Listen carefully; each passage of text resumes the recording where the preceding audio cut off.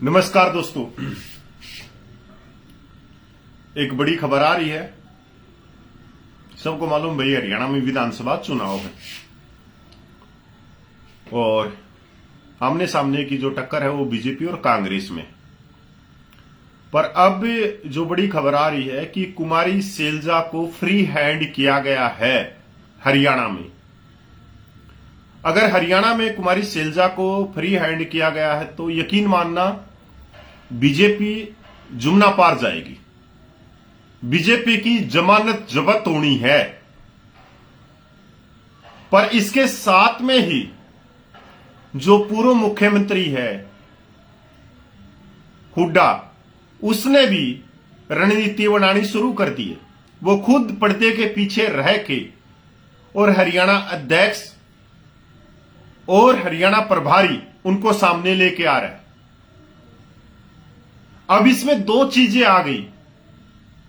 एक तरफ तो कांग्रेस संविधान बचाओ की बात कह रही है राहुल गांधी जी, और एक तरफ पूर्व मुख्यमंत्री हरियाणा की वो कांग्रेस पार्टी को ही धूल चटाने पे लगे हुए हैं।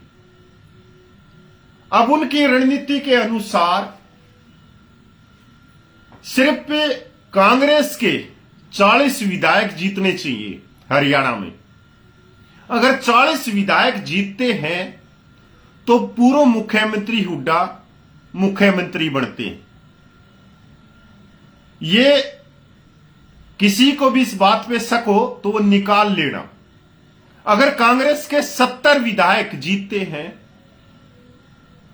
तो कुमारी सैलजा कांग्रेस की पहली पसंद होगी।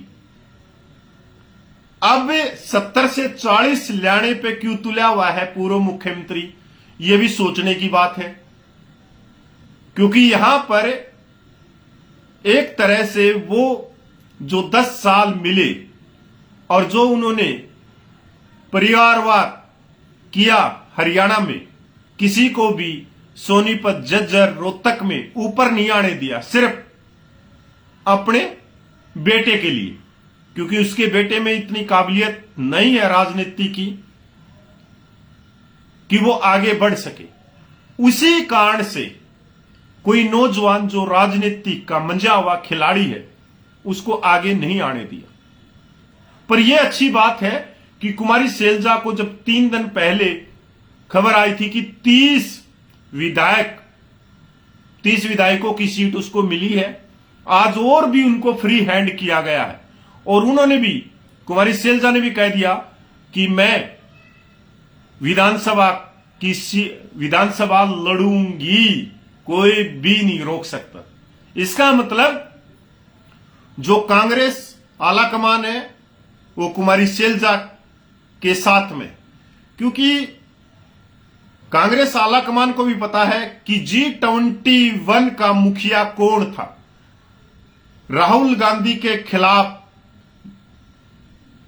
जो कांग्रेस के अंदर खाते, उसके खिलाफ मुहिम चलाने वाला G21 का नेता कौन था।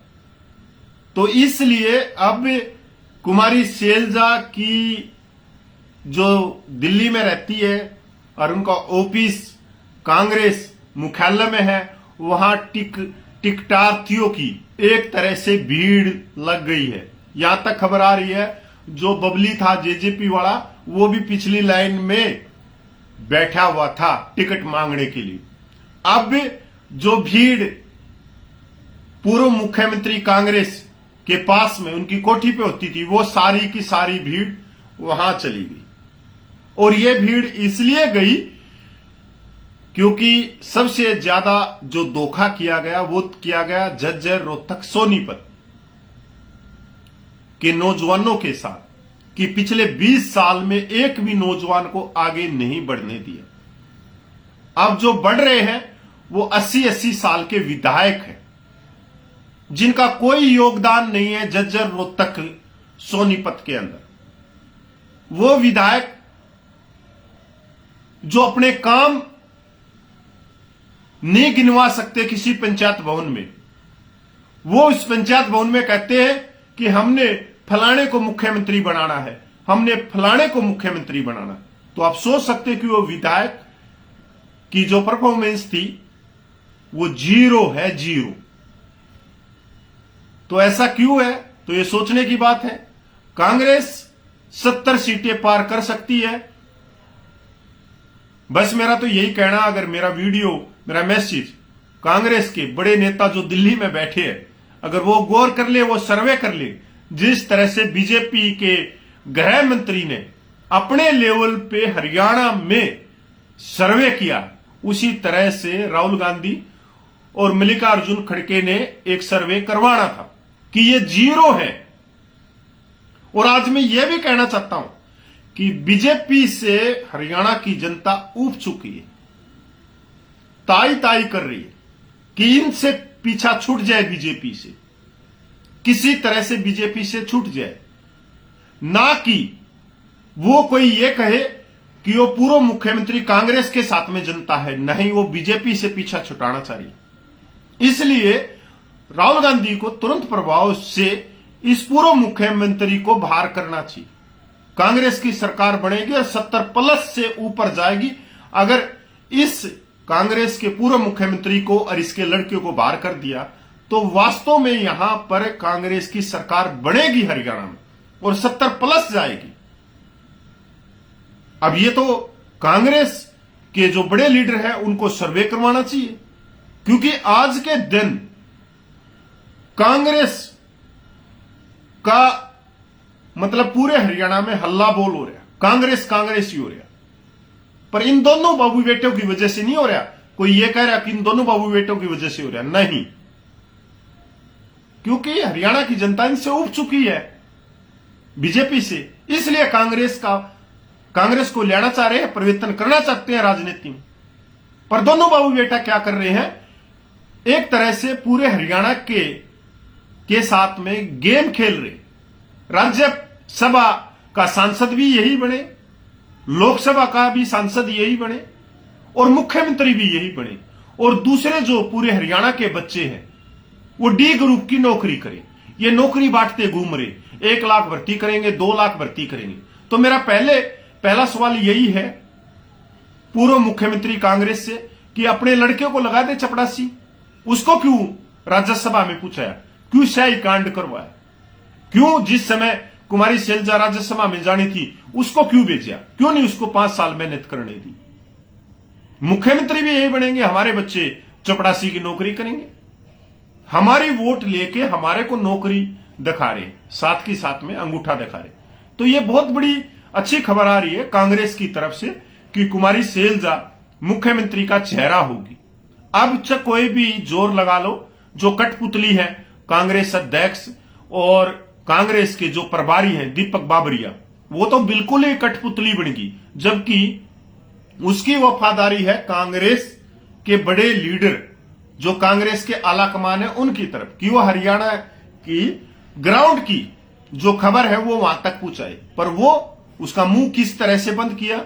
जिस तरह से बीजेपी तोड़फोड़ की राजनीति करती थी और बड़ी बनाई कांग्रेस की सरकार को गिरा देती थी, विधायकों को अपने पाले में लाके। तो वो किस तरह से गिराती थी ये कहने की बात नहीं। तो उसी तरह से दीपक बाबरिया का मुंह बंद किया गया है कि दीपक बाबरिया ने ग्राउंड रिपोर्ट नहीं दी। 20 के 20 विधायक जो हैं, जो कांग्रेस के हैं, वो एक भी नंबर नहीं ले रहे। आप जज्जर से देख लो चारों विधायकों को, आप 3 विधायक रोहतक में हैं उनको देख लो, कांग्रेस के विधायक सोनीपत में हैं उनको देख लो, 0 के 0 है, जिनका जो ना तो काम करना जानते हैं ना ही उनको ज्ञान है। उनकी उम्र चाहे 87 साल हो गए हो, पर वो एक तरह से चापलूसी करने में माहिर हैं। जो कांग्रेस के विधायक हैं वो चापलूसी करने में माहिर हैं, पानी मारने में माहिर है, पर काम करने में माहिर नहीं है। ना ही किसी तरह से उनके पास में आज तक कोई ज्ञान है हरियाणा के प्रति। तो ये बहुत बड़ी खबर है। मैं अपने सबसे बड़ी बात में यह भी कहना चाहूंगा, सिर्फ मैं 3 डिस्ट्रिक्ट जो प्योर है, जहां पे हरियाणी बोली जाती है, जहां की सबसे करड़ी हरियाणवी है, जज्जर रोहतक सोनीपत, कि कब तक इनके खुट्टे पे बंधे रहोगे, कब तक अपने बच्चों के झंडे इनसे डंडे उठवाते रहोगे। अरे इनका कोई योगदान नहीं है। हम एक तरह से इनके पीछे पीछे लग के हमने आने वाली पीढ़ियां जो थी उनको भी झंडे और डंडे में लगा दिया। अगर आज हम, मेरी पीढ़ी है, मैं 41 साल का हो गया और मेरे को झंडे किसने पकड़ाए? मेरे बुजुर्गों ने, कि हमारे इलाके का, हमारे इलाके का। अरे आपके इलाके का सबसे सत्यानाश इन्हीं ने किया है कि किसी भी नौजवान को राजनीतिक में आगे नहीं चढ़ने दिया। सिर्फ एक परिवार के जज्जर रोहतक सोनीपत में अपने बाप की, दादा की, सबकी मूर्तियां लगा दी, जबकि उनका कोई योगदान नहीं। आप देखो तो अगर कोई कहे कि संविधान जब बनाया गया तो उस कमेटी में थे, सिर्फ कमेटी में थे, लिखने में नहीं थे। ये लिखने में तो बाबा भीमराव अंबेडकर ही था, ये तो कोई लेना देना नहीं थे। संविधान कमेटी में तो 3 थे हरियाणा से, और दादा की बात करो तो वो भी कहीं नहीं था, स्वतंत्रता सेनानी। पर हमारे हाथ में झंडे और डंडे पकड़ा दिए। पर मैं इतना चाहता हूं कि आने वाले समय में हमारे बच्चे इन बाबू बेटे के झंडे नहीं पकड़े, ना ही डंडे पकड़े।